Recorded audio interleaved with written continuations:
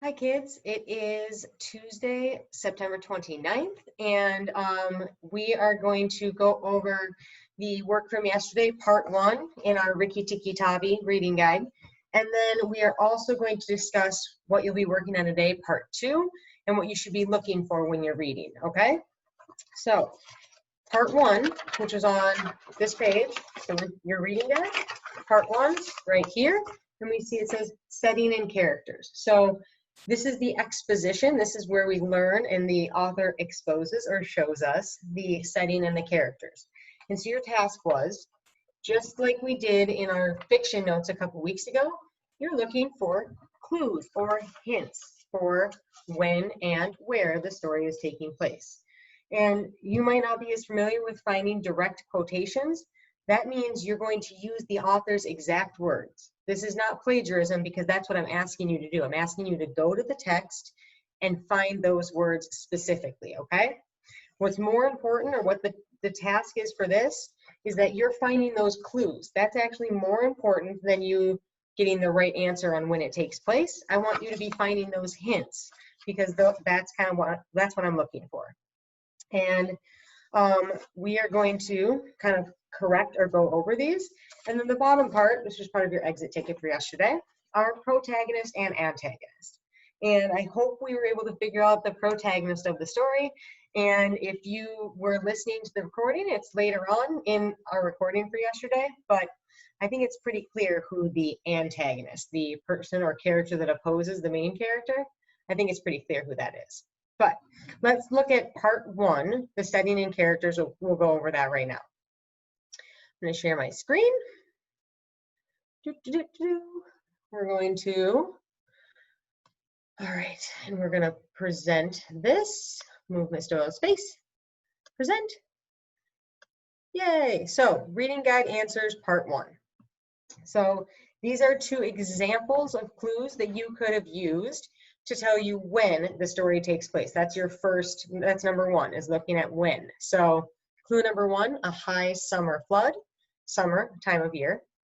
Clue number two, he put his nose into the ink on a writing table. And think about this, do we use little ink pots and pens that dip in ink anymore? No, we don't. And then another clue is watch how the kerosene lamps were lighted. Remember when Rikki-tikki was like super curious and running around inside of the house? One of the things he went and watched was how the kerosene lamps were lighted. And that's kind of an oil. So think about this as a lamp that has like oil at the bottom and a wick. And so those can give you a really big hint that this is happening in the past. And then for what time of year, because we don't get a specific day or anything, it takes place in the summer, because that's when Rikki-tikki gets washed into the garden with the people, and it's happening in the past. Okay, so that's what I'm looking for clues. You don't need to write the entire sentence down. You can write just a chunk, but that chunk, those clues, help you to do number two of taking a guess of when you think it's happening. Okay, let's move on to the where. How do we find the where this is happening? So some clues that we had about the where was through the bathrooms of the big bungalow in Seguli Cantonment. That is a big bungalow. A bungalow is kind of a style of house. So if you were in class with me on Monday, cohort A, we talked about a bungalow being like a style of house. Another clue would be in the middle of the garden path. They actually talk about the garden a lot as Rikki-tikki is kind of doing his investigations. And then one more clue is that there's a mongoose, tailor birds, cobras. There are animals. And we know that the story, that means it's taking place in like a backyard or a garden and in bungalows in Seguli. And if you were in class on Monday, we talked about this. I think we did in the video as well, that this is actually happening in India. So like northern India, there's actually a lot of like, it's really lush and there's actually kind of jungles there in northern India. And that's where all of the Jungle Book takes place. So it is set in the garden and bungalows in this cantonment, this grouping of homes in India, okay? And that's as far as you need to go. The primary setting, what happens most of the time, is in the garden. It's outside with the animals. Okay?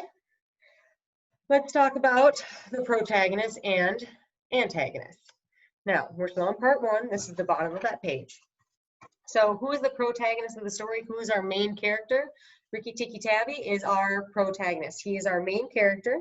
He is the one we hear the most about. And he is, yeah, he's our main character. And you know this because the story is pretty much about him and his adventures. And the story starts with him. Just like in The Rise and Fall of the Fire, the story started with Svengali, our main character. This story did too. And then who are the antagonists? Who opposes the main character? And if you were listening to the audio recording, you can tell by their voice or voices. Nag and Nagaina or Nagaina are the antagonists. They are the characters that are opposing the main character. And how do we know this? Well, Nag ate one of Darzy's babies, and Nagaina or Nagina tried to attack Rikki while Nag distracted him. So when Nag and Rikki are meeting for the first time, Nagina was trying to sneak up on him and get him while he was distracted talking to Nag. And that means that they are in opposition. They're not going to be friends. So Rikki is our protagonist, and the character or characters who are opposing him are the snakes, the cobras. So that's why the front of our reading guide actually, it's our hint, protagonist, antagonist. These are our two primary main characters. Okay, so that's going over what we did yesterday.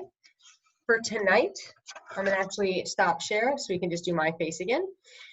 For tonight, you'll be doing, it says part 3, it should be part 2. Anyway, this is what you're doing from the back side of setting in characters, and it is point of view and conflict. Okay, so we just talked about conflict a little bit when we were talking about the protagonist and the antagonist. So what you're supposed to be doing in this, for the first part for point of view, I want you to list examples that show the point of view in this story. So this is where we use our thoughts, feelings, and emotions. Remember the T's and F's? That's how we know it in third person, which perspective or which point of view it is. So you're going to look for this character thought, or this character felt, or anything that reveals a thought, feeling, or a character, or a thought, feeling, or an emotion. And again, just like you did for setting, I want you to use the exact quotes. So I want you to go find it in the text specifically and say, oh, it's right there.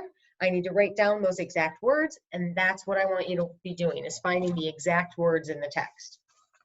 And then, based on these clues that you've got, what do you think is the point of view? Is it first person? Remember, you can go back to your notes, look at this. Third person objective, third person limited, or third person omniscient. And then finally, this is tough for some kids, but I think you should be able to figure it out, is describing conflicts. Now, remember we talked about there's a main conflict, it's the primary conflict of the story, but there might be little conflicts that happen along the way. And so I want you to find 3 conflicts that are happening in this story, and then which one is the big one? Which one is the main conflict? Which is the one that would kind of go on the plot diagram that we would put here? What is our primary conflict? And then over here on this side, it says what kind of conflict is it? Is it internal or external? Meaning, is it person versus self? Or is it the other 3, the externals, person versus society, person versus nature, or person versus person, like character versus character? And that's your task for tonight. And listen to the read aloud. The read aloud is about 10 minutes today. And tomorrow we will go over this and start talking about this. Now, some students have started filling this out as they go. That's just fine. Your homework on Wednesday will be to work on this, and on Thursday we'll discuss it and kind of go over the answers like we did last week. All right, as always, if you have any questions, your task is point of view and conflict. Remember, ask questions, Ms. Sequoia or me, if you are unsure of any part of it. And thanks, I hope you have a really great rest of your day, and I will see some of you in school today. I will see some of you again tomorrow. And for our distance learning students, Ms. Sequoia will see you, but I'm also available if you have any questions. All right, have a great day, guys. Bye.